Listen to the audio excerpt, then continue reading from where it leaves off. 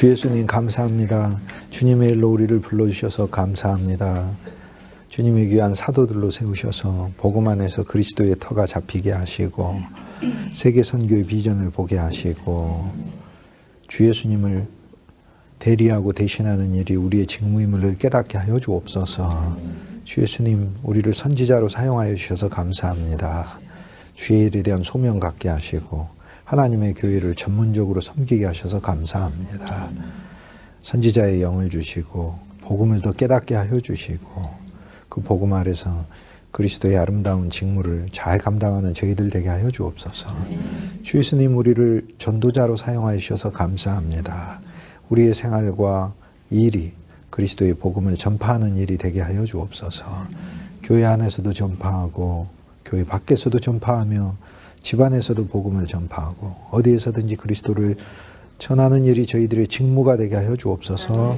주 예수님의 복음을 전할 때 우리 마음도 기쁘게 하시고 복음을 듣는 자의 심령에 큰 위로와 소망을 주시고 격려하시고 주님의 치유와 회복과 구원의 놀라운 경험이 우리 모두에게 선물될 수 있게 하여 주옵소서. 전도자의 사명을 더 사랑하게 하여 주시고 이 일을 위하여 우리를 특별히 더 세워 주옵소서. 주 예수님 우리를 목양하는 자로 불러주셔서 감사합니다. 목사의 직분을 가지고 하나님을 섬기되 한없이 부족함만을 주님 앞에 고백하오니 주 예수님 긍휼히 여겨주시고 우리를 더 목양하여 주셔서 그리스도 예수로 먹고 마시게 하시고 주님 안에서 참 목자장이신 우리 주 예수 그리스도의 사랑의 손길에 목양 아래 저희들도 살찐 양이 되게 하여 주셔서 그리스도를 위하여 아름다운 음식으로 쓰임받을 수 있게 하여 주옵소서. 목양의 마음을 주옵소서. 긍휼한 목자의 심령을 주시고 너그럽고 관용하고 용서하고 사랑으로 품는 목자의 마음을 주옵소서. 우리들의 양육을 통하여 그리스도의 사람들이 성장할 수 있게 하여 주옵소서. 주 예수님 우리를 교사로 사용해 주셔서 감사합니다. 주의 말씀을 가르쳐야 하고 또 많은 사람들에게 새기게 하는 일에 지혜와 명철을 허락하여 주옵소서.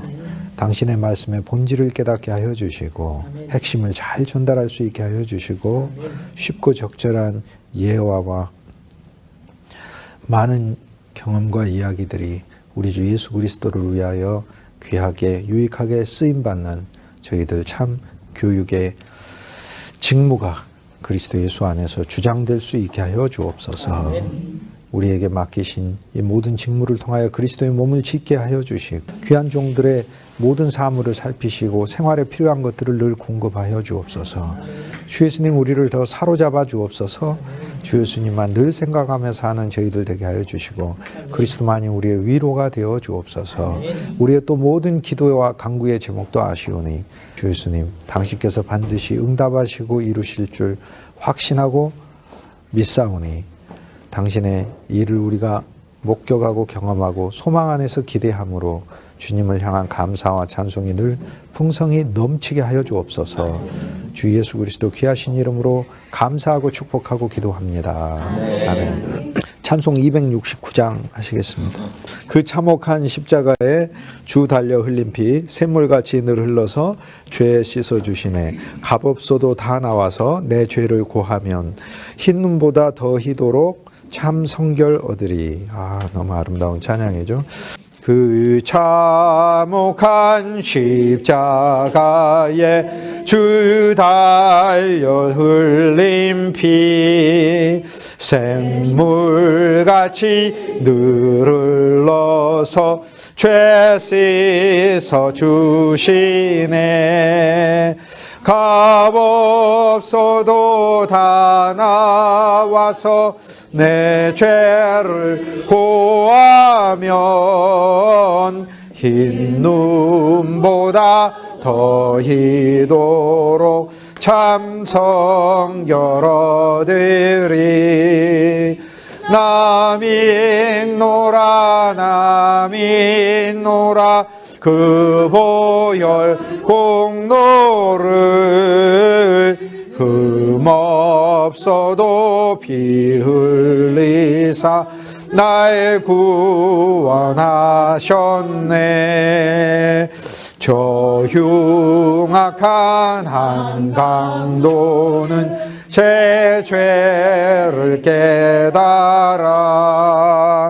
죄 없으신 주 예수를 구주로 믿었네. 내 지은 죄 흉악하나 주 예수 믿으면 용서받은 강도같이 곧 구원 얻으리. 나 믿노라 보혈의 공로를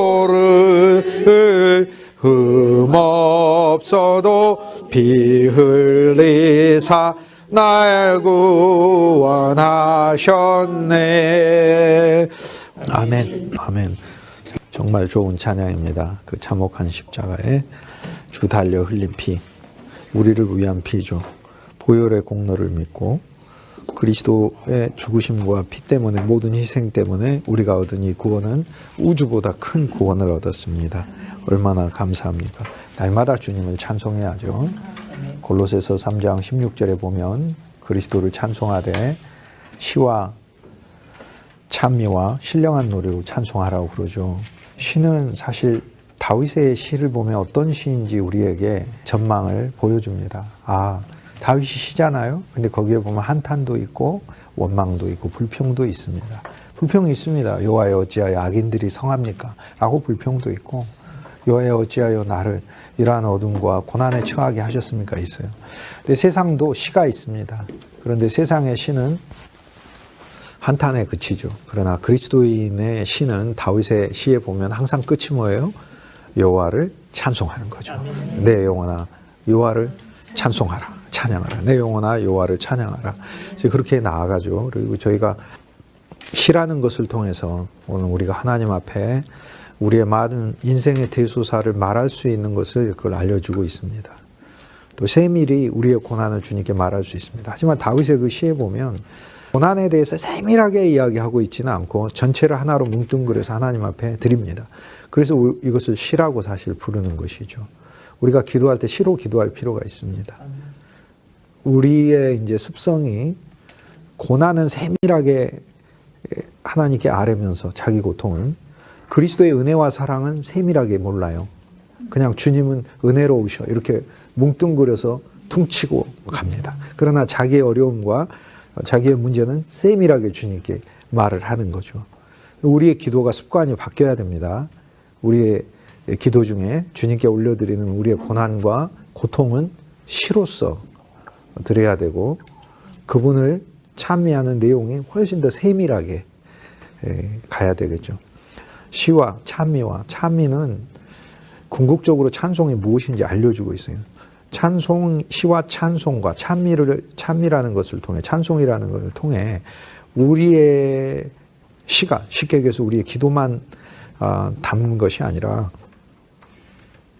칭찬해야 된다는 것을 이야기하죠. 그래서 우리는 한 단계 더 나아갑니다. 우리는 시에서 우리의 고민도, 우리의 고난도, 어려움도 하나님께 이야기하고 그런 눈물의 찬송을 올립니다. 그렇지만 한 단계 더 나아가면 우리는 찬미, 궁극적으로는 주님을 찬송해야 하는, 칭찬해요. 칭찬하는 것입니다. 근데 세상 노래는 한탄하는 것입니다. 세상 노래는. 그리고 허무함을 얘기를 하는 거죠. 세상 노래는 어려운 일 당했다. 그러면 그 어려운 일, 세상 노래 들으면서 인생이 어디서 왔다가 어디로 가는지 뭐 이러고 하면서 뭐 오늘도 걷는다마는 정처 없는 이발, 그 곡을 통해서 위로를 받죠. 그런데 결국은 자기 위로와 자기 만족이잖아요. 그러나 찬송은 자기 위로와 자기 만족이 아니에요. 많은 성도들이 찬양을 부르면 힘이 솟잖아요. 근데 그것도 시에서 그쳐요. 찬송을 하라는 거예요. 그분을 높이라는 이야기예요. 그러니까 환난 중에도 높이라는 거예요. 골로새 3장 15절에 보면 그리스도의 평강이 너희 마음을 주장하게 하라. 너희 마음에서 그리스도의 평강이 심판 역할을 하게 해라. 판정해라. 근데 환경을 보면은 내 마음에 무슨 판정이 들어요? 야, 염려, 불안, 절망. 근데 그리스도의 평강이 주장하게 하라. 네, 성경은 그렇게 이야기하지만 그게 됩니까?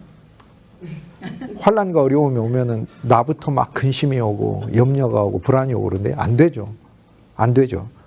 그런데 거기 놀랍게도 골로새서 3장 15절에 보면 그리스도의 평강이 너희 마음을 주장하게 하라라고 하면서 이를 위하여 너희가 부르심을 받았다라고. 그러니까 주님이 나를 평강의 사역과 평강의 생활로 날 불러주셨다. 이게 내 신앙생활의 목적이다. 그리고 그리스도의 평강이 내 삶을 주장할 거라는 선례를 주님이 성경 말씀에서 수없이 알려줬어요. 배고프냐? 먹여준다. 물고기 못 잡았냐? 잡게 해준다.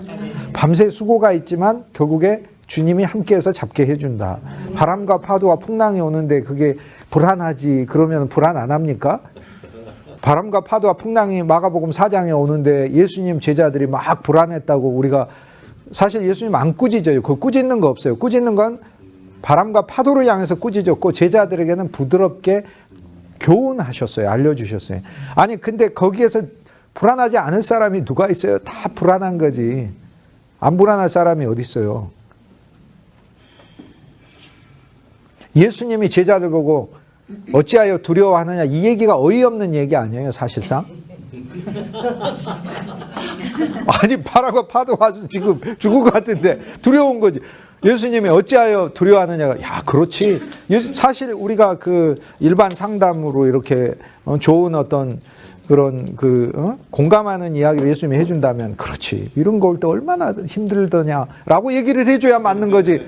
나도 무섭더라 이렇게 얘기해줘야 맞는 거지. 예수님이 어찌하여 뭘 어찌하여 두려워할 수밖에 없는 것이지. 그런데 그 본문이 진짜 말하려고 하는 건 바로 예수님이 그렇게 말씀하실 수밖에 없을 정도로 절대적 진리가 우리한테 선물되었다는 거잖아요. 그 배의 고물에서 배에 등불이 걸리고 배에 중심이 있고 배에 무게중심이 있고 그 밑에 키가 있고 배가 접합되어 있고 배가 가장 연약한 부분이라 가장 강력하게 만들어진 부분에 그리스도가 머리를 베고 주무시고 계신다라는 강력한 진리가 우리에게 평강을 누릴 수 있는 기준이 되는 것이지. 그러면 뭐 예수님 안 계시면은 당연히 두려움과 어려움이 있는 거죠. 그런데 이미 주님 그리스도의 평강이 우리 삶을 주장하실 것이다. 환난과 바람 모든 풍파를 주님이 잠잠하게 하셨고 꾸짖어 놓으셨고 그래서 우리를 절대 망하지 않도록 바람과 파도가 오는 거예요. 우리가 서핑하도록 오는 것이지 그럼 빠질 수도 있어요. 빠져도 어떻게 예수님 건져주시는 거예요. 빠져도. 그 왜 물에서 걷고 그래? 예수님 그렇게 말씀 안 하셨어요. 건져주셨어요. 건져주셨어요. 그래서 주님이 다 장치가 있으시다는 거예요. 우리를 사랑하는 모든 장치가. 너무 감사하죠. 그리스도의 평강이 우리를 주장하게 하라. 그런데 사실 이제 그렇게 이야기를 하지만 그 성경은 항상 보면은 그 안에 비결이 있어요. 평강이 주장이 안 되거든요. 평강이 어떻게 주장이 돼? 안 돼요. 뭐 된다고 하시는 분들은 저하고 강의 바꿔서 하면 돼요. 다음 주부터 그분이 강의하시면 돼. 영적 생명이 훨씬 강하신 분이니까. 나는 안 되던데. 안 되던데. 어려움과 염려가 오면은 막 그때 불안이 오고 막 그러던데. 공포가 오고. 안 되던데. 그 본문 안에 답이 있어요. 그리스도의 평강이 너희 마음을 주장하게 하라라고 하는 말씀은 예수님의 평강이 와가지고 반드시 심판하실 거란 약속을 담고 있잖아요. 그 약속을 붙들으라는 이야기고요. 두 번째는 너희는 감사하는 자가 되라. 그리고 너희는 이를 위하여 그리스도의 몸으로 부르심을 받았다라고 하니까 우리가 주님의 몸이라 주님이 돌보신다. 두 번째, 이를 위한 부르심이래요. 그리스도의 평강이 주장하는 인생과 사역에 대한 하나님의 확고한 부르심이 있다는 거예요. 그러니까 하나님의 부르심 속에, 우리를 향한 부르심 속에 하나님은 우리 인생의 모든 풍파를 잠잠하게 하신다는 그분의 능력이 우리에게는 맹세처럼 주어져 있다. 그 얘기예요. 그게. 그래서 그 본문을 읽으면서 우리는 그것의 항목을 기대해서 우리 마음이 두려움에서 주님을 찬송할 수 있게 되는 것이죠. 근데 그 끝에 보면 또 있어요. 너희는 감사하는 자가 되라 이렇게 돼 있거든요. 그런데 감사하는 자가 되라. 추수감사절 하셨잖아요. 감사하는 자가 되라. 사실 그 굉장히 약한 번역이에요. 감사하는 자가 되라 이렇게 풀어놨는데 사실 원문은 감사하는 자가 아니라 감사가 헬라어로 유카리스잖아요. 유카리스토이. 유카리스가 감사고 유카리스토인데 이거는 형용사적 명사라고 그래 헬라어에서는. 헬라어에서는 형용사는 우리가 뭘 꾸며요. 형용사는 아름다운 그러면 꾸미잖아요. 뒤에 명사가 나와야 돼. 아름다운 경치, 아름다운 사람 이렇게 명사가 뒤에 형용사는 항상 명사를 꾸며요. 근데 헬라어에서는 유카리스토이 형용사만 따로 써놨어요. 헬라어에서 형용사만 따로 써놨을 때는 형용사형, 명사형이라고 그래요. 무슨 말이냐면 이것은 감사하는 사람을 가리키는데 더 정확히 이야기하면 그냥 명사예요. 감사인이에요. 감사인. 감사하는 사람과 감사인은 달라요. 골프 치는 사람과 골프인은 달라요. 골프 치는 사람은 동네 아주머니도 와서 골프 쳐요. 골프인은 뭐예요? 골프가 직업이고 골프가 전문이고 골프로 밥 먹고 사는 사람이고 골프에 미친 사람이에요. 축구하는 사람과 축구인은 달라요. 그 본문은 유카리스토이 감사하는 자가 아니고 감사인이 되라예요. 그럼 어떤 식인 거예요? 이것이 우리 마음속에 그리스도의 평강이 우리를 주장할 수 있게 하는 비결이에요. 첫 번째 비결. 환난 올 때 뭐 해버리라는 거예요? 감사해버리는데 여기서 더 전문적으로 나가면 감사하는 자체가 아니고 감사인으로 서란 말이에요. 그럼 우리가 누구를 만났을 때 감사인이 잘 머릿속에 안 들어오면 누구를 만났을 때 계속 불평하는 사람이 있어요. 이래도 불평인이에요. 그 사람은. 불평하는 사람이 아니라 계속 원망하는 사람. 누구를 만났을 때 계속 남의 험담을 하고 하는 사람이 있어요. 그런 사람은 비방인이에요. 비방과 존재가 하나가 된 사람이에요. 그리스도인이란 말은 예수를 믿는 사람이 아니에요. 그리스도 자체가 인생의 목적이요 직업이요 모든 것이 된 사람을 그리스도인이라고 부르는 크리스티아노이. 우리는 유카리스토이. 그러면 만나면은 뭐가 나오는 거예요? 그 사람은 감사. 어려워도 감사. 그러니까 이래도 감사 저래도 이런 정도 차원이 아니에요. 이래서 감사하고 저래서 감사하고 감사가 결과로 나오는 게 아니고 생활이 생활보다도 존재가 감사한 거예요. 만나면은 그 사람은 감사밖에 안 하더라고 이런 거예요. 그게. 그런데 감사밖에 안 하지만 눈물 나는 상황이 있고 어려운 일들이 있잖아. 그래서 싫어 주님 앞에 이야기를 하는 거고 하지만 결국 주님을 찬송하는 거고 하나님을 찬송합니다. 신령한 노래 영 안에서 영으로 주님을 노래하라는 거예요. 영으로 마음은 왔다 갔다 하고 어떨 때 마음으로 하고 싶지도 않고 그러지만은 이게 감사인이에요. 감사인. 그런 게 성경에 많이 나와요. 그리스도인이라는 말도 같은 말이에요. 크리스티아노이. 예수를 믿는 사람 정도가 아니에요. 선택은 여러분의 몫이고 자유인데 그래도 이 수업에 있는 정말 절대 다수는 저하고 비전을 함께 공유하는 분들이 많은데 우리는 그리스도라는 분의 바로 그 이름과 그것에 나시린이 된 사람이에요. 받쳐진 사람이에요. 그냥. 우리의 설교도 언어도 생각도 그냥 그리스도께. 설교로 할 말도 많아도 그리스도께. 설교로 막 사람들 쳐버리고 싶어도 그리스도께. 설교로 자기 지식 자랑하고 싶어도 그리스도. 설교에 율법 많이 담고 싶어도 그 시간 있으면 내가 주의 은혜를 전파해야 되겠다. 그리스도로. 그냥 생각도 사고도 그리스도께 나시린으로 난 드려졌어요. 예수 그리스도를 믿는 5만 가지 방법이 있어요. 그 방법들 하나님이 사랑하시고 사용하시고 인정하시고 또 하나님께서 그들을 통해서 유익도 거둬요. 그러나 적어도 저하고 여러분 일부는 그리스도를 위한 나시린으로 바쳐졌다고요. 그냥. 이스라엘 사람들 중에 나시린은 또 일부예요. 이스라엘 사람들 다 하나님 백성들이에요. 하나님을 사랑하는 사람들이고 하나님께서 사랑하시는 백성들이고 이스라엘 사람들 다 자기 기업이 있고 하나님께 예배하는 사람들이에요. 세상 이방인이 아니라고요. 그런데 그 중에 나시린이 있다고요. 제가 이야기하는 건 제사장만 의미하는 거 아니에요. 제사장은 별도예요. 나시린도 별도고 우리가 다 같이 하나님의 일을 하는 제사장들이지만 나시린이란 건 그리스도께 완전히 그냥 우리 자신을 드리는 새로운 방식으로 우리가 할 수 있어요. 그리스도께 자기를 나시린으로 안 드리고 다른 것에 나시린으로 드릴 수도 있어요. 제사장이고 이스라엘 백성이면서. 그런데 적어도 나시린의 서약이 있는 것을 보면 우리는 어느 하나에다가 우리 자신을 드릴 수 있음을 말하고 있거든요. 그래서 사실 다음 학기도 저는 그리스도만 강의할 테니까 다른 거 배우고 싶으면 다른 강의 들으시면 됩니다. 아멘. 제 강의도 주님께 바쳐져 버려가지고 우리 입술도 그리스도께 드려졌다. 생각도 설교에 많은 얘기들을 할 수 있는데 주 예수님에게 아브라함 이야기 설교에도 우리는 아브라함 이야기 속에서 그리스도 예수의 은혜를 보는 거예요. 아브라함 새로 시작하듯이 예수님이 우리를 새로 시작했구나. 아브라함에게 약속한 많은 만복이 주 예수님을 통하여 우리에게 오는 거구나. 갈라디아서 3장 7절 그리스도 예수를 통하여 아브라함의 후손 되게 하셨고, 갈라디아 3장 14절 말씀 아브라함에게 주셨던 그 복을 이방인에게 미치게 하기 위해서 그리스도 예수를 통하여 우리를 성경에는 그 많은 복, 율법을 지켜서 오는 게 아니라 주 예수님 통해 은혜로 오죠. 은혜는 거저고 불쌍해서 오는 것이고, 은혜는 헤세드, 하나님의 인애를 포함하고 있고, 성경에 그렇게 많이 등장 하나님의 인애를 포함하고 있고, 하나님의 은혜는 긍휼을 포함하고 있고, 하나님의 은혜는 하나님 사랑을 포함하고 있고, 은혜.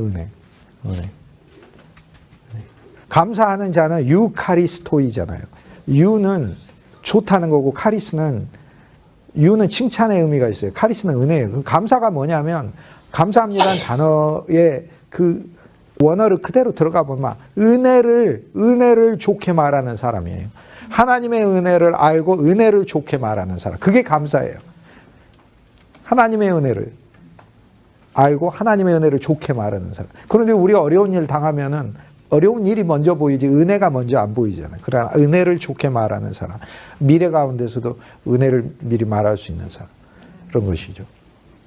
우리의 어떤 사역에서 어쨌든 그리스도의 평강에 주장하게 하고, 3장 16절 말씀은 그리스도의 말씀이 너희 속에 풍성히 거하게 하고, 3장 17절에서는 말에나 일에나 그 어떤 일이든지 주 예수의 이름으로 행하라. 주 예수의 이름. 말에나 일에나 그 어떤 것이든지 모든 것이든지.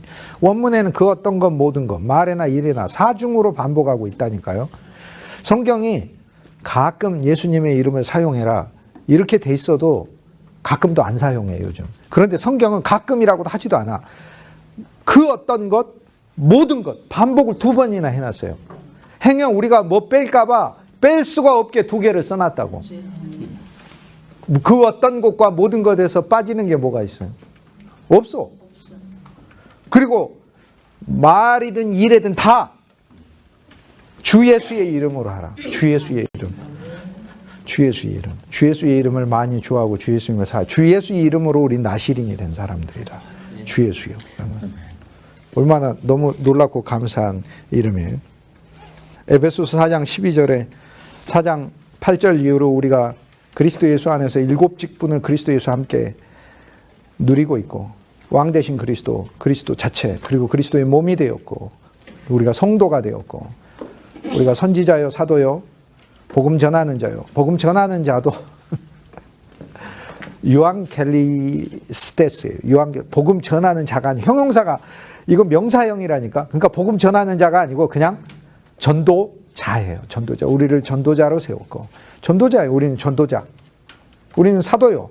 우리는 선지자요. 사도로서 그리스도 예수에 대한 비전을 받았어요. 하나님의 영을 받아서 땅끝까지 주님의 나라와 왕국을 위한 임무를 우리는 받은 사람. 우리 사도로 일한다 자기 교회만 생각하는 사람이 아니에요. 다른 성도들을 돌보고 내가 하고 있는 이 사역이 그리스도 예수를 기초로 하여 새 예루살렘을 짓는 일이라는 걸 보는 거고, 우리는 선지자로 부르심 받았어요. 하나님 말씀을 전문적으로 공부해야 돼요. 전문적으로. 여기에서 어떤 직무들은 반드시 어떤 역할과 기간이 필요하고 자격이 필요한 거예요. 선지자로 이 시대에 어쨌든 하나님께서 그래서 공부하게 하신 거예요. 여러분이 뭐 학력이 모자라서 공부합니까? 그런 거 아니잖아요. 그게 선지자예요. 우린 전도자예요. 하는 일이 전도자예요. 누구를 만나든 전도하는 거예요. 전도가 뭐예요? 우리 예수님의 정말 전도자가 유앙겔리스테스거든요. 유앙겔리니까 앙겔로스가 이 소식 아니야. 유니까 좋은 소식. 좋은 소식을 말해주는 거예요.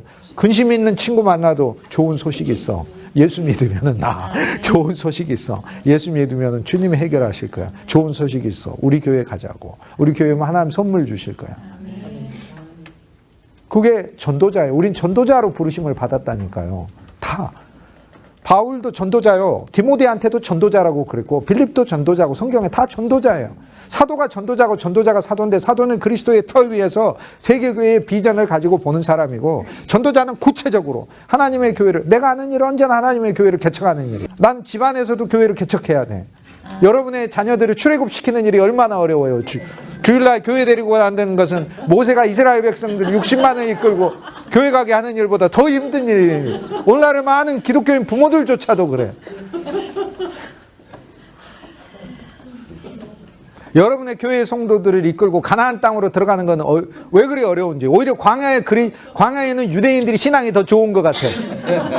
금송아지라도 숭배했으니까. 이거는 와서 아무 반응도 없고 약속의 땅으로 들이기 위해서 모세보다도 더 힘든 일을 하고 있는 것 같아요. 진짜로요. 모세는 능력이라도 있었지. 주님은 우리에게 그분 자체는 풍성한 능력이시지만 우리는 그분의 창고에서부터 많이 꺼내다 쓰지도 않으면서 빈약해가지고 방식도 잘 모르고 우린 절름발이고 문제가 많고 그러니까 그런 우리 보고 또 일은 정작 하라고 하시면서 우리 하는 모든 일들은 집안에서 출애굽시켜야 되는 일이고 애굽에 있는 자녀들, 애굽에 있는 성도들 그리고 어느 정도 믿는 성도들 약속의 땅으로 풍성한 그리스도 예수 안으로 인도해야 되는 일인데 이 일들이 그냥 있는 일이 아니잖아요. 거기에 많은 족속하고 싸우고 에돔이 형제를 미워하는 거 아닙니까? 그래서 주님이 에돔을 정복하셨잖아요. 에돔을 정복했지 않습니까? 모압은 관습적 신앙 아닙니까? 관습적 신앙은요. 율법을 잘 지키고 하나님 말씀을 잘 지키게 해주십시오. 그런 걸로는 죽었다 깨나도 극복이 안 된다니까. 예수의 생명 안에서 내가 그리스도와 함께 죽었고 그리스도와 함께 살았다 하는 것이 내 안에 실제의 믿음으로 왔을 때만 모압이 정복되는 거라고. 모압은 두 줄은 죽이고 한 줄은 살리잖아요. 그게. 에돔은 형제를 에돔이 에사 아니에요. 야곱을 얼마나 그리스도인이 신앙생활하면서 형제를 얼마나 미워합니까? 아니 미워할 사람 천지인 것 같아. 내가 보니까 미워할 사람 천지야. 어떤 사람이 와서 누구랑 갈등이 있다고 막 이야기를 해. 내가 보니까 그 사람하고만 갈등이 있는 게 아니야. 뒤에 있는 한 100명하고는 갈등이 다 있는 것 같아. 우리한테 에돔 기질이 있어요. 에서는 이삭의 아들이에요. 이삭은 예수 그리스도를 나타내고 에돔은 하나님의 사람이에요. 에돔도 아브라함 후손이잖아요. 약속의 자손이라고.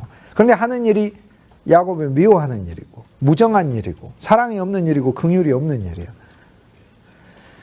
우리의 에돔은 다윗이 와서 사랑의 그리스도가 우리를 정복하고 거기다 수비대를 두셔야 돼. 그래서 우리의 미움을 주님이 지켜주셔야 돼. 너 지금 에돔이야 이렇게 해주면서. 너 지금 모압이야. 관습적인 신앙이야. 예수의 새 생명이 너 안에 넘쳐. 너 블레셋이야. 너에게서 나오는 언어가 너 기술로 목회하는 줄 아니? 너 이 세상에 있는 무슨 지혜와 경영 방식으로 목회하는 줄 그거 블레셋이에요. 블레셋. 물론 이 땅에 있는 모든 거든지 예수 그리스도께 가져가고 주님이 사용해 달라고 하면 주님이 하늘에서 내리는 만나로도 광야의 백성을 먹일 수 있지만 어린아이가 가져온 물고기 2마리와 보리떡 5개로도 먹이니까 우리의 지식과 지혜를 그리스도께 드리면 그리스도가 사용하시는 거죠.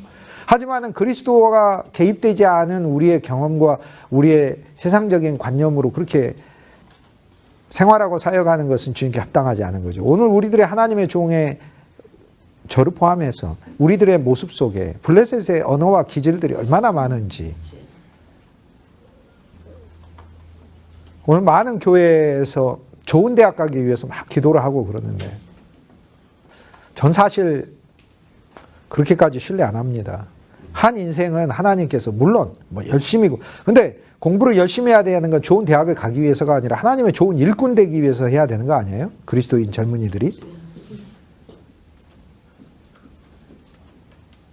그러니까 기도를 하는 거 그런 거 아니잖아요. 그게.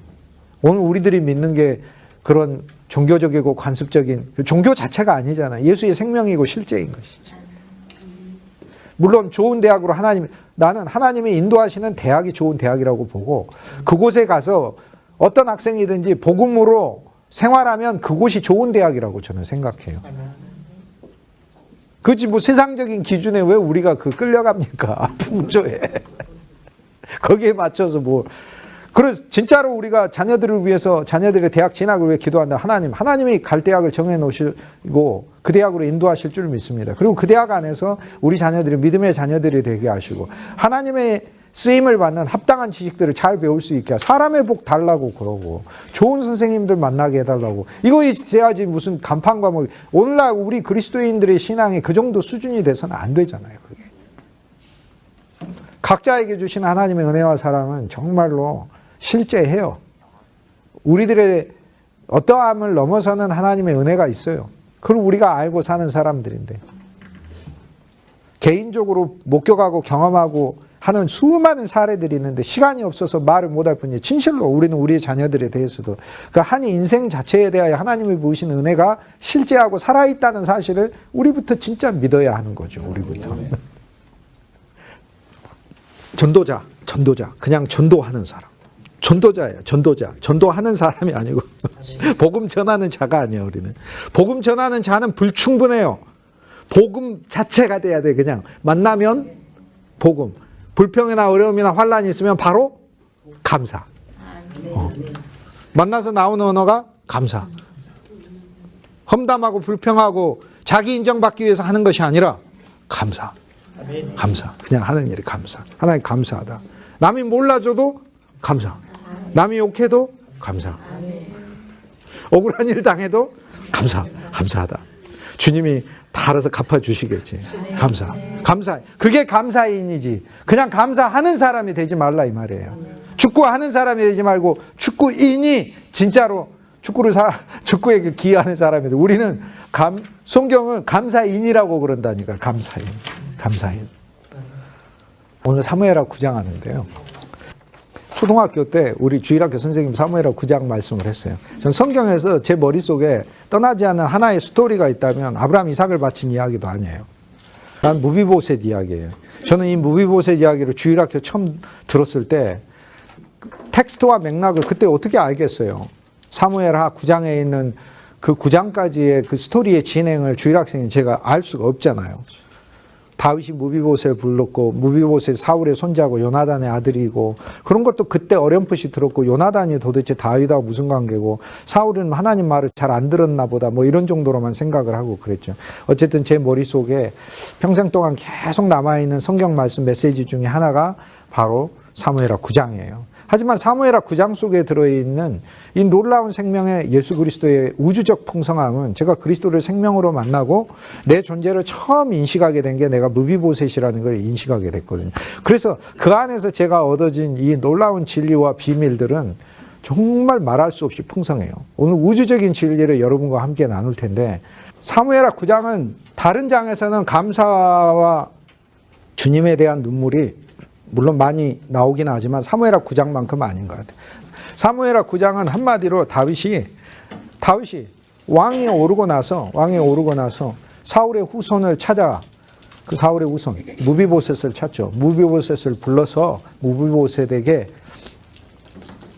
무비보셋이 살아갈 수 있는 모든 장치를 다 마련해주고 그리고 그뿐만이 아니라 무비보셋의 지위를 회복해주고 왕자가 되게 하고 왕의 상에서 먹게 하고 너는 언제나 함께 먹게 하리라 라고 얘기를 하고 그가 단순히 얻어먹는 사람으로만 만들지 않고 여기에 보면은 다윗 왕이 정말로 무비보셋을 통해서 오히려 유익도 기쁨도 걷는 그 놀라운 메시지들이 그 안에 들어있어요.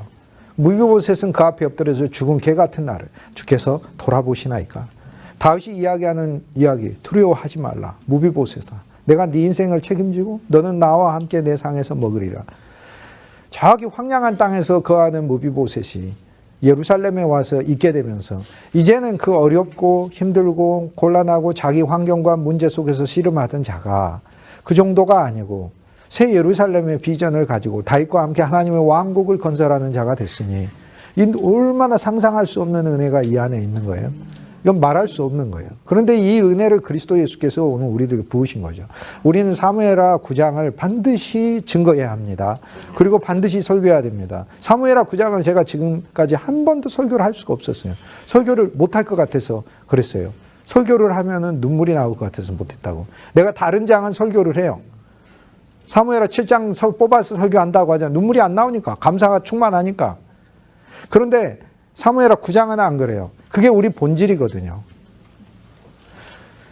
다윗이 왜 진작에 무비보셋을 찾지 않았냐 그래요. 그런데 그것도 하나님 은혜예요. 왜냐하면 그때 다윗도 궁핍했어요.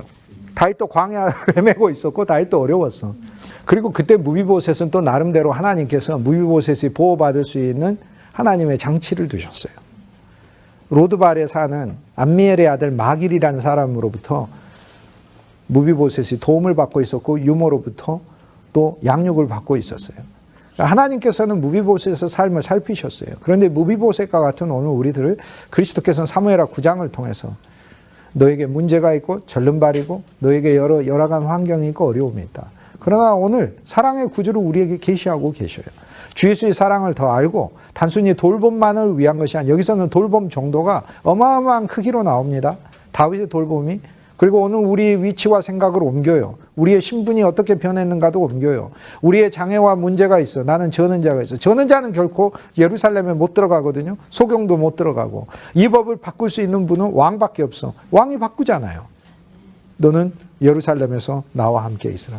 오늘 이 장을 통해서 가련하고 불쌍한 인생이, 죽은 개 같은 나와 같은 인생이 하나님 나를 돌봐주셔서 살게 해주셨고 생활하게 해주셨고 사역하게 해주셨고, 그런데 사무엘하 9장을 통해서 우리는 그리스도 예수 안에 더 풍성한 사랑을 누리고 주님의 부활을 발견하고 새 예루살렘의 비전으로 더 나아가게 되는 이야기가 여기 나와 있는 거죠.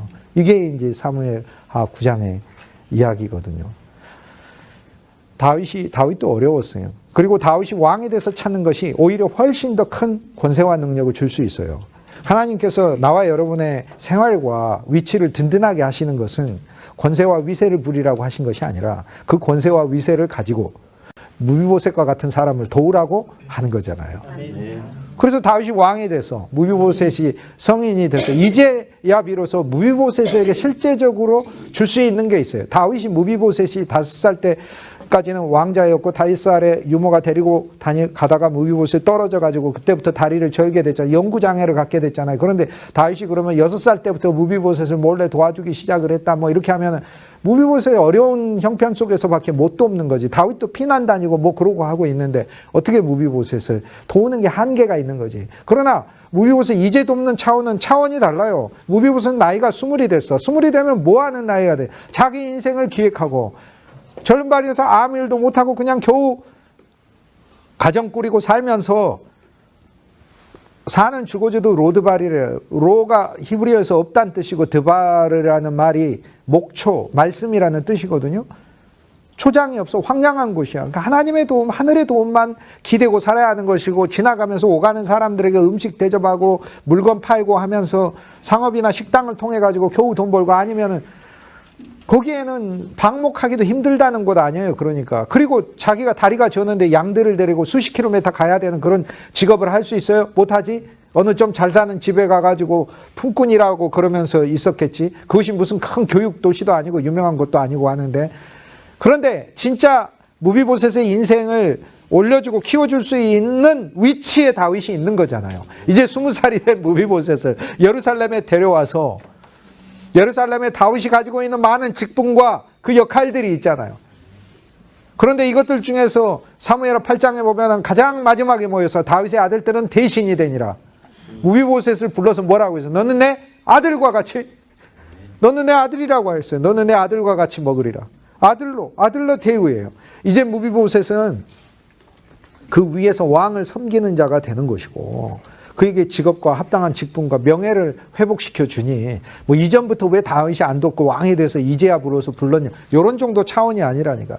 정말로 긴급한 필요가 있을 때 하나님께서 유모와 마귀를 통해서 도우셨고 이제 새로운 비전이 열리고 무비보셋의 진로 그리고 무비보셋을 통해서 새 예루살렘을 짓는데 그리스도의 계시가 훨씬 더 확증돼야 되고 발전되고 그렇게 구성돼야 되기 때문에 다윗이 무비보셋을 불러서 무비보셋이 예루살렘 왕궁에 있게 하는 거죠. 하나님의 은혜는요 때를 따라 돕는다고 하잖아요. 진짜 때를 따라 하나님은 우리를 도우셔요. 우리가 생각하고 기대하는 도움, 인내하고 있으면 반드시 돕습니다. 하나님이 우리를 도와주는 이 무비보셋을 돕는 은혜가 오게 하듯이 반드시 옵니다. 무비보셋이 10살 때 나는 왜 이런 거 나는 잘 먹고 살아. 근데 그 정도가 아니에요. 무비보셋이 지금 만난 다윗은 가장 강력한 다윗이에요. 지금 앞에 대적을 이긴 다윗이에요. 이긴 다윗이잖아요. 다 이기고. 다윗의 명성이 곳곳에 떨치니라. 그 군주를 만났잖아요. 오늘 우리가 알고 있는 그리스도, 모든 것을 이기신 그리스도, 모든 것을 극복하신 그리스도를 우리는 만나는 거죠. 다윗이 사무엘하 9장 1절에 보면은 사울의 집안에 남은 자가 있느냐라고 물어요. 사울의 집안에 남은 자가 있느냐. 사울의 집안에 남은 자라고 얘기를 했으니 사울부터 시작해서 사울에게는 아들이 4명이 있잖아요. 세 아들은 죽고 이스보셋은 살았지만 이스보셋도 죽었잖아요. 이스보셋도 죽었죠. 그리고 지금 요나단에게서 남아있는 무비보셋이라는 사실상 이 혈육만 사울의 후손 중에서 왕자들 중에서는 직계라고 볼 수 있죠. 그 이외에 다른 사울의 후손들도 곳곳에 흩어져 있긴 한데 지금 다윗 왕이 찾고 있는 과정 중에 있어요. 그래서 첫 번째 질문은 사울의 후손 중에 남은 자가 있느냐. 9장 3절에 보면 사울의 후손 중에 남은 자가 없느냐 반대말로 물었어요. 첫 번째 질문은 남은 자가 있느냐, 두 번째 질문은 남은 자가 없느냐. 첫 번째 질문했더니 누가 찾아져요? 시바가 찾아졌어. 사울 왕의 집안에 사울의 재산을 관리하고 사울의 충직한 종이었던 시바가 있습니다 라고 시바를 불러왔어. 그랬더니 시바가 다윗 왕에 엎드리면서 저는 이제 왕의 종입니다 라고 얘기를 하는 거예요. 그래서 정권도 바뀌었고 새로운 세상이 왔고, 정권조차 자체가 아니지, 새로운 세상이 왔고 가치도 바뀌었고 목적도 바뀌었고 했으니까. 그래서 시바가 다윗에게 오죠. 그러자 다윗이 여기서 똑같은 질문을 9장 3절에 또 합니다. 그런데 할 때 이번에는 반대말로 물어요. 사울의 집안에 남은 자가 있느냐가 아니라 남은 자가 없느냐라고 물어요. 그런데 이 용례는 무엇을 이야기하냐면 절대적으로 꼭 찾겠다라고 하는 것을 이야기를 해요. 사무엘하 9장에서는 다윗이 2번이나 사울의 집안에 남은 자가 있느냐 없느냐 이 질문을 통해 첫 번째 있느냐는 객관적으로 확인하는 거고, 두 번째 없느냐는 아니 찾았는데 종이 왔어, 진짜 없단 말이냐, 반드시 찾고 싶다라는 그의 강렬한 소망을 이야기를 해요. 뭐 하려고? 내가 요나단 때문에 헤세드, 은혜를 베풀리라, 인자를 베풀리라. 헤세드란 건 인애, 은혜, 인애하심, 인자하심, 긍휼하심, 자비하심. 성경에 보면은 좋은 모든 단어로 다 번역됐어요. 그게 하나님의 헤세드, 여기서 헤세드를 3번이나 이야기를. 그런데 이것은 그냥 하나님의 본성에서 나오는 것인데 무엇을 통과한 것이에요. 무엇을 통과했냐면 언약을 통과한 거예요. 언약을 통과했다는 것은 법적으로 어떤 재물의 죽음을 통하여 하나님의 그 일을 반드시 수행하신다는 거고, 죽은 재물은 말을 할 수가 없어요. 죽은 재물이 어떻게 말해요? 그리고 짐승이 말을 합니까? 짐승이 죽으면서 내가 당신을 위해서 일한 게 얼마인데, 밭에서 일한 게 얼마인데 나 잡아가지고 갈비 뜯으려고 하냐고 이렇게 얘기하고 죽는 소가 어디가 있냐고요. 이 세상에서 그런 소가 없지. 구약의 재물이 죽어가면서 무슨 말을 해? 아무 말도 못하지. 성경의 모든 재물은 오직 한 가지 우주적 재물 한 분만을 가리키고 있는데, 우주적 재물은 우리 주 예수 그리스도예요. 우리 주 예수님은 십자가에서 7마디 말씀을 하셨어요. 아버지여 저들의 죄를 용서하옵소서 했어요. 그 효력으로 우리가 구원함을 받았잖아요. 그 효력으로. 얼마나 감사해요. 그 효력으로. 이게 헤세드, 언약을 거친 하나님의 인자하심, 하나님의 인애하심, 하나님의 긍휼하심, 하나님의 자비하심, 하나님의 자애로우심. 성경에 보면은 이 모든 단어들로 다 골고루 다 번역됐어요. 번역자가 여럿이어가지고. 근데 그게 차라리 잘된 번역이에요. 한 가지 단어로 번역할 수 있는 말이 아니에요. 아버지의 그 마음과 사랑을 한 가지 단어로 어떻게, 어머니의 여러분을 위한 헌신을 한 가지 단어로 어떻게 뭐를 설명하고, 우리 어머니 좋은 분이어서 이걸로 충분히 설명이 되는 말이에요, 그게? 그게 똑같은 거예요. 그런데 언약을 거쳤다는 건 하나님의 언약을 통하여 법적으로 확정적으로 반드시 확고하게, 심지어 죽은 재물의 말하심을 통해. 그리고 주님은 죽은 재물만이 아니에요. 살아서 살아서 우리의 의가 되시고 우리 안에서 살아서 우리의 의가 되시고 우리를 행복하게 하시기 위해서 살아계시고 지금도 살아계시고 그분의 죽음을 통하여서는 모든 구원을 완성하시고 그분의 살으심을 통하여 우리에게 생명을 주시고 이 생명이 와서 우리 마음속에 그리스도의 평강을 느끼게 하고 평강을 믿음 안에서 붙들게 하고 주 예수 이름을 부르며 평강을 소망하게 하고 그리고 그리스도의 평강이 실제로 우리 삶에서 역사해서 우리 삶의 환난을 이기고 평강을 가져온다는 하나님의 말씀을 얘기하고 있죠. 여기서 사무엘하 9장에 두 번 다윗이 부르는 것은 그리스도의 사랑을 우리가 더 주관적으로 알아야 한다는 거. 하나님은 우리에게 참으로 헤세드라는 그리스도를 주기를 원하신다는, 우리에게 있는 그리스도는 단순한 선생이요 교사요 친구요 율법으로만 계시는 그리스도가 아니라 헤세드는 그리스도 그분 자체이세요. 왜냐? 요한복음 1장에 보면은 그리스도 예수 안에 은혜와 진리가 충만하더라. 은혜, 그분의 헤세드가 충만하더라. 그분의 헤세드가 충만하더라. 그리스도 예수 안에 충만해요. 다 찼어요. 이젠 예수님 안에 다 몰아줘 버렸어요. 아브라함의 모든 자식들 중에서 이삭에게 모든 재산을 다 주고 이삭이 다른 자손들에게 재산을 나누어 준 것처럼 예수 그리스도 안에 모든 것을 하나님 부으셔서 우리는 그리스도께 가서 그리스도로부터 받는 거죠. 9장의 첫 번째 질문을 통하여서 하나님의 객관적인 많은 긍휼이 필요한 자를 찾기를 원하시는 하나님의 음성을 들을 수 있고, 두 번째 정말로 없느냐라는 뜻을 통해서 하나님께서 기필코 오늘 우리들에게 그분의 은혜를 베푸시겠다는 그분의 의지를 볼 수 있어요. 이것이 사랑의 주 예수 그리스도라면. 그런데 뭐라고 이야기해요? 요나단 때문에라고 얘기하잖아요. 요나단 때문에. 누구 때문에? 요나단은 성경에서 예수님을 예표하잖아요. 다윗도 예수님을 예표하지만 다윗이 승리의 예수님이요 용서의 예수님이요 그리고 많은 환난에 인내하시는 예수님이요 우리의 죄를 쓰시는 예수님. 그런데 요나단을 보면은 그처럼 예수님 닮은 성품이 없어. 자기 것을 다 내어주는 사람이요, 자기 신분과 위치를 내어주는 사람이요. 요나단도 예수, 성경의 모든 것은 그리스도 예수를 나타내니까. 요나단 때문에, 사랑의 그리스도 때문에, 사랑의 그리스도 때문에 오늘 우리들에게 하나님의 언약을 베푸셔서 성경의 첫 번째 언약, 방주의 언약부터 그 다음 무지개 언약에, 할례 언약에, 참복의 언약에 모든 언약 속에 있는 그 복들을 예수의 피를 통하여, 그것도 옛 언약이 되지 않고 쇠하여 가고 낡아져가는 언약이 옛 언약이라면 새로운 언약은 영원한 언약이요 변치 않는 언약이요 더 역사하는 언약이요 하나님의 목적을 성취하는 언약으로 하나님 바꿔주신다고 하셨으니 이거 얼마나 감사합니까? 상상할 수 없는 것이죠. 9장 1절의 첫 번째 질문과 2절의 두 번째 질문은 부정형으로 물어요. 보세요. 있느냐가 없느냐로 바뀌어 있어요. 거기에 다윗의 강력한 의지가 들어있다고요.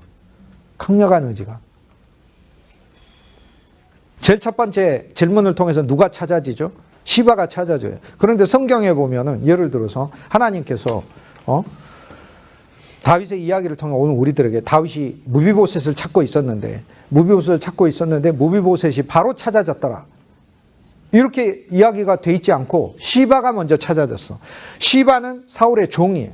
사울의 종. 사울을 위해서 일했던 종이죠. 그런데 시바를 찾았더니 시바가 뭐라고 얘기해요? 다윗이 진짜로 없느냐? 라고 하면서 사울을 위해 섬겼던 사울의 남은 자, 즉 사울의 종만이 아니고 사울의 가족, 그가 정말 없느냐? 라고 이렇게 물었더니 그때야 무비보셋이라는 사람이 있습니다. 무비보셋이 저기 길르앗 지역에 있는 암미엘의 아들 마길의 집에 있고 그 지역은 로드발이라는 곳입니다 라고 얘기를 하죠. 자, 여기에서 이 두 질문을 통해서 맨 첫 번째로 우리가 알 수 있는 것은 누가 찾아지는 거죠? 시바가 찾아지는 거고, 두 번째 질문에서는 무비보셋이 찾아지는 거예요. 사울의 집이라는 이야기를 통해 사울은 기름 부음을 받은 자, 우리는 이미 봤어요. 사울이 성경에서 예표하는 것은 십자가에 못 박히신 우리 죄를 짊어지신 그리스도를 나타내요. 그런데 사울의 집에서 남은 자라는 게 뭐예요? 그리스도의 사랑과 은혜를 붙들고 사는 자란 뜻이잖아요. 그런 자가 사무엘하 9장을 통해서 하나님의 왕국의 새 예루살렘의 비전을 가지고 아직 인생이 겨우 자기 먹고 살 거 이렇게 하고 있는 그런 사람에게 사무엘하 9장을 통해서 다윗 왕의 왕자가 되는 놀라운 축복과 새 예루살렘 다윗의 왕국을 넓혀가는 놀라운 직임을 주잖아요. 그리고 여기 보면은요, 내 상에서 먹으리라 해놓고 뭐라고 얘기하는 줄 알아요? 그 음식을 다윗만 주는 게 아니에요. 무비보셋에게 재산을 회복하여 주고 그 재산을 통하여 소산을 얻게 만들어요. 그래서 소산을 다윗에게 바치게 해요. 그래서 실은 무비보셋이 다윗에게 먹을 것을 늘 가져오는 사람이 돼 있어요. 얻어먹는 존재로 만들지 않았다니까요. 소산을 해주고. 그러니 얼마나 다윗을 위해서 오히려 유용한 존재로. 아니 그러면 생각해보세요. 무비보셋 다리도 저러. 그런데 예루살렘 왕궁에서 다윗하고 함께 매일 식사해. 그런데 차려지는 식탁이 자기는 가져온 것 없고 매주 그런 얘기 하는 거 보면 꼭 내 얘기 하는 것 같은데 주일날 교회 가면 나는 가져온 거 없고 성도들이 매주 막 음식을 가져오는. 그것도 나는 일주일에 한 번이니까 그날만 얼굴 두껍게 하고 밥 먹으면 되는 것이지만 날마다 만약에 그렇다면 무비보셋이 그게 왕궁 생활이 그게 천국입니까? 이게 다윗이 불러다가 지금 자기 숨어주는 거지 지금. 그런데 사무엘 부장이 너무 감사한 것은 사울의 기업을 회복시켜줬어요. 거기 기브아에 있는 사울의 땅들을 무비보셋에서 주고. 그런데 다리가 전이 어떻게 일을 해. 그래서 시바라는 종을 통해 가지고 시바에게 아들이 15명 있고 종이 20명 있는데 그들에게 무비보셋의 땅까지 너희들이 갖게 하여서, 이것도 시바에게 큰 하나님이 주신 큰 비즈니스예요. 비즈니스를 확장해 주는 거라고. 거기서 나오는 소산을 가지고 30% 이상 주인에 가져다 주면 되잖아. 자기 노동력을 제공하고 종들을 보내서 일하니까 그곳에서 가지고 있는 건 70%는 자기가 가져가든지 하고 30%를 무비보셋에 주면 갑자기 잃어버렸던 땅에서 하나님께서 무비보셋에게 사울의 그 조상으로부터 내려오는 땅, 그 기업을 무비보셋의 장손이라 책임지고 가지고 가게 했고, 무비보셋은 그것을 가지고 다른 남아있는 사울의 후손들에게도 이 기업을 나눠줄 수 있는 자가 된 것이죠. 이제 기업 물을 자로 다윗이 나서줘서 그 기업을 가지고 땅을 받아가지고 거기에서 소산을 얻어서 시바 가문이 일해주지만 시바 가문에도 소산을 주고 거기에서 얻어진 것을 가지고, 거기는 베냐민 산지 아닙니까? 베냐민 산지는 과일과 곡식이 풍성히 열리는 곳이죠. 올리브도 많고 포도나무도 많고 왕의 식탁에다가 다 갖다 놓게 되죠. 무비보셋은 얼마나 떳떳해요. 매일 다윗과 밥을 먹고. 그리고 다윗은 얼마나 행복합니까? 무비보셋이 그가 얻어진 그 기업을 통해서 이 많은 소산들을 가지고 왕이 대접받게 돼 있으니 이것은요 함께 누리고 먹는 것이지 무비보셋을 수치스럽게 하는 일이 아니에요. 진짜로 실제적으로 다윗이 무비보셋을 회복시켜 준 것은 직업 없는 자에게 직업을 주고 직업에서 풍성한 직업을 주고 그 직업을 통하여 하나님의 왕국까지 도움이 되게 하는 일들을 하나님이 사무엘하 9장에서 약속하고 계시잖아요. 이 얼마나 감사한 일인지. 이 두 번의 질문을 통하여 제일 첫 번째 질문에서는 시바가 찾아지고 두 번째 질문에서는 무비보셋이 찾아져요. 사실 이 질문은 처음엔 긍정형, 두 번은 부정형이에요. 긍정형은 하나님의 객관적 진술 아니에요. 부정형은 예를 들어 없느냐? 이렇게 질문은 없다란 뜻이 아니에요. 성경에서. 반드시 찾으면 있다라는 얘기예요. 있다라는 얘기예요. 없느냐라는 얘기는 하나님께서. 하나님의 물으시는 물음표는 그분의 역사하심에 대한 개연성과 그 열린 공간을 하나님이 약속하시고 우리한테 물어보는 거예요. 다윗의 질문에서 없느냐, 객관적인 것을 통해서 누가 왔어요? 시바가 왔어요. 우리는 사울의 집안에 속한 사람이었어요. 근데 우리의 일이 뭐였어요? 하나님 날 사역자로 부르셨다. 하나님 날 일꾼으로 부르셨다. 근데 주님이 우리를 좀 더 찾으시고 우리가 주님 앞에서 우리가 어떤 존재인지 안다면 오늘 우리가 시바로서만 일하는 자가 아니고 우리는 무비보셋으로서 하나님의 기업을 받아서 일하며 심지어 다윗까지 섬기는 자가 되게 해주시는 하나님의 은혜를 발견하고, 두 번째 질문을 통해서 누가 찾아지는 거예요? 무비보셋이 찾아지는 거예요. 성경 전체는 이 두 개의 질문이에요. 제일 첫 번째 질문으로 하나님은 누가 나를 위하여 갈고? 라는 질문을 통해 하나님의 사역자, 시바와 같은 사역자를 찾는 것이고요. 그래서 우리가 주님께 주님 나는 시바입니다. 지금까지 내가 일한 것은 내 힘으로 열심히 일했고 하는데 내 일이라는 것은 이 무비보셋과 같은 자를 찾아서 도와야 하는 일이군요 라는 걸 발견하게 하시는 거예요. 하나님께서 첫 번째 질문을 통해 하나님 그걸 알게 하시는 거예요. 어떤 사람은 시바 같은 사람이에요. 세상에서도 직업도 좋았고 일도 잘했고 자기 능력도 있고 그래요. 그런데 하나님의 은혜 베푸셔서 하나님의 일꾼으로 불렀어요. 일꾼으로 불러서 여기 다윗이 부르잖아요. 누구를 위한 일꾼이 되라고? 무비보셋을 위한 일꾼이 되라고. 어저께요 어떤 목사님하고 대화하는데요, 자기네 교인들 때문에 자기가 정신병원 가기 생겼다고 막 그러는 거예요. 너무 힘들어가지고 하나님 어떻게 그런 사람들을 보내냐고 막 이러면서 그래요. 지난주 목요일 날 어떤 목사님이 저하고 식사하자고 해서 식사하는데 그 목사님 다른 목사님이에요. 그 목사님이 저한테 뭐라고 했는지 아세요? 자기 교인들이 전부 다 자기를 대적하고 있대 막 이러면서. 어떻게 그렇게 인격이 파탄난 사람들만 하나님 보냈는지 모르겠다 그러고. 지난주에 어떤 목사님 만났는데 하나님이 챙길 사람들만 보내줬다고 그러더라고요. 근데 그게 목회예요. 제가 드린 말이 그거였어요. 그게 목회예요.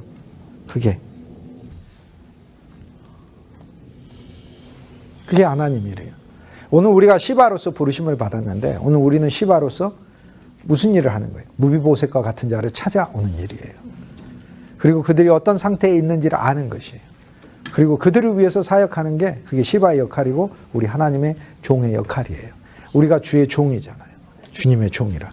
그래서 여러분에게 맡기신 자녀든 친구든 가족이든 성도든 누구든 부족하고 연약한 사람이 있으면 그들을 섬기는 것이 그것이 그리스도의 일이구나. 그것이 시바의 일이구나. 라고 하는 하나님의 부르심을 그분의 사랑의 부르심을 우리가 2번 확인하는 것이다. 그 얘기예요. 우리는 시바로서 주님 앞에 나오고 또 한 번 무비보셋으로 주님 앞에 또 나와야 돼요. 무비보셋이 뭐라고 나와요? 나는 죽은 개 같은 사람입니다. 그런데 하나님 나를 불러주셔서 감사합니다. 우리는 진짜 하나님의 은혜를 이 정도로 깊이 누려야 되는 거예요.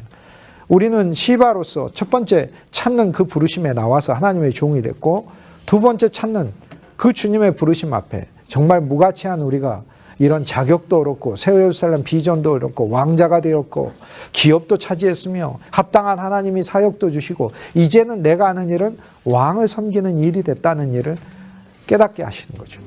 그게 얼마나 감사해요. 너무나 감사하죠. 그런데 사무엘하 9장은 처음 시작할 때 굉장히 신비합니다. 어떻게 시작하냐 하면 사울의 집안에 남은 자가 있느냐? 이렇게 물었죠. 그랬더니 대답이 갑자기 나옵니다. 대답이 나와요. 대답이 나오는데 사울의 종 시바가 남았다고 이야기를 해요. 그런데 시바에게 이제 물어봐요. 그러면은 사울의 집안에 남은 자가 없느냐? 그랬더니 이제는 시바가 대답을 하죠. 그러자 다윗이 사람을 보내어 데려오게 합니다. 사무엘하 9장은 처음 시작하면서 복수가 대답을 해요. 대답이 복수예요. 한 사람이 아니에요. 그러니까 다윗이 누구에게 물어봤다는 거예요? 많은 사람에게 물어봤다는 거예요. 계속해서 끊임없이 찾았다는 거죠. 그런데 대답을 하는데 마침내 확인해서 알아와요. 알아와서 데려옵니다. 이 과정에 사무엘하 8장에 있었던 다윗의 신하들이 전부 다 동원되는 거예요. 다윗까지 함께 7가지 직분이 합력하여 한 사람을 불러오는 일에 쓰임을 받는 거예요. 요압은 군사령관으로서 무비보셋과 같은 자가 안전한 길을 오도록 강도를 만나지 않도록 호위하는 일을 하는 것이고 여호사밧은 서기관으로서 아일룻의 아들 여호사밧은 사관으로서 왕이 왕명을 내렸고 사울의 집에 남은 자를 반드시 하나님의 은혜를 베푸시겠다고 하는 그 약속을 기록해 놓은 거죠. 그리고 그것을 증서로 만든 것이죠. 그래서 위협을 당하지 않고 무비보셋이 나 가서 죽는 거 아니야? 또 마길이 무비보셋을 보호하고 있었는데 아들처럼 키워하고 친구처럼 키워왔는데 이 무비보셋 혹시 다윗이 데려가서 험한 일 하는 거 아니야? 근데 아니라는 것을 사관을 통해서 반드시 밝혀놨잖아요. 오늘 그 앞에 나와 있는 왕의 사령관이든 제사장이든 사관이든 서기관이든 아니면은 군대 분하야 같은 군대 장관이든 누구든지 간에 이 전체가 합력하여서 한 사람을 불러오는 일에 쓰이는데 바로 여기에서 느닷없이 등장하는 그들은 바로 앞에 있는 그들이에요. 그러면 다윗의 아들들은 대신들이 되느니라 하는데 다윗의 아들들은 무비보셋이 오면 뭘로 대우해야 되는 거예요? 같은 형제로 대우를 해야 하는 것이죠. 이 모든 것은 주 예수님 안에서 주 예수님께서 당신의 은혜와 사랑을 우리에게 베풀기 위해서 다 합력하여 선을 이루는 놀라운 사랑을 우리들에게 보여주고 있는 것이죠. 사무엘하 8장에 나와 있는 왕까지 포함한 7가지 직분들이 무비보셋 한 사람을 데려오는데 그대로 연결돼서 쓰인다는 것을 우리가 성경에서 봐야 하는 거고 결국에 이것은 에베소서 4장 8절에 하나님이 세우신 7가지 직분 그리스도와 성도 그리고 사도와 선지자와 전도자와 목사와 교사라는 이 직분을 통해 한 사람 데려오는 것이죠. 그거는 무비보셋과 같은 절름발이를 데려오는 것이 그리스도께서 원하시는 것이다 라는 걸 보여주죠. 이 모든 사역들은 전부 다 연결되어 있는 거죠. 그러니까 결국 요압의 군사령관은 그가 복음 아래서 잘 보호받도록 그를 지켜주는 것이고, 환난과 어려움과 궁핍함으로부터 실제적으로 도움을 줄 수 있는 복음의 사령관 역할을 우리가 하는 것이고, 여호사밧 같이 하나님의 말씀과 기록이 그에게도 있고 우리에게도 있어서 왕의 명령을 내려서 사울의 남은 자를 반드시 돕겠다고 했으니 하나님께서 하나님의 백성을 도우신다는 이 기록을 그에게 알려주는 것이고, 제사장으로서 그가 하나님 앞에 나아갈 때 부족함이 있지만 하나님의 축복을 힘입어 나아갈 수 있도록 중보해 주는 것이고, 그리고 서기관으로서 이 일들을 교육하여 주는 것이고, 왕에와 도시에 와서 살 때 필요한 일들을 알려주는 것이고, 브나야처럼 그 모든 일들이 왕명에 잘 수행되고 있는가, 왕이 시바에게 무비보셋을 도우라고 했는데 실제 그 일들을 잘 돕고 있는가, 관장하는 일들을 하는 거고, 다윗의 자녀들은 대신이 돼서 왕궁에 살잖아요. 그러면 무비보셋도 왕자로 사니까 함께 그리스도 예수 안에서 한 형제로 자랄 수 있게 해준, 이 모든 앞에 사무엘하 8장에 있는 전체가 그들이에요. 그래서 사무엘하 9장에 그 앞에 이어지는 스토리, 원래 성경은 장구분이 없었어요. 처음에 나올 때 장구분은 우리가 한 것이지. 그래서 사무엘하 8장에 그 스토리에 이 7직분을 세워졌잖아요. 왕까지 해서 세웠죠. 그리고 나서 다윗이 물어요. 누구에게 물어요? 바로 이 나머지 자기 밑에 있는 6직분의 사람들한테 묻는 거라니까요. 사울의 집안에 남은 자가 있느냐. 그러면 이 모든 직분들은 오직 사울의 집에 남아있는 이 한 사람을 데려오기 위한 거죠. 이것이 바로 누가복음 15장에 주님께서 잃은 어린 양 하나를 찾는 것을 여기에서 읽어내시잖아요. 사울의 집안에 남은 자가 있느냐, 이 말씀은 너무 감사해요. 이 말씀 진짜 누려야 돼요. 사울은 육신의 그리스도고 십자가에 못 박히신 그리스도고 초보적인 신앙의 인식 아래에 있었던 우리들을 나타내는 인물이잖아요. 그런데 그 집안에 어쨌든 사울이 이스라엘 백성을 위해 일했고 부족함도 많았고 연약함도 많았고 실패도 있었고 대적도 있었고 교만도 있었고 그래요.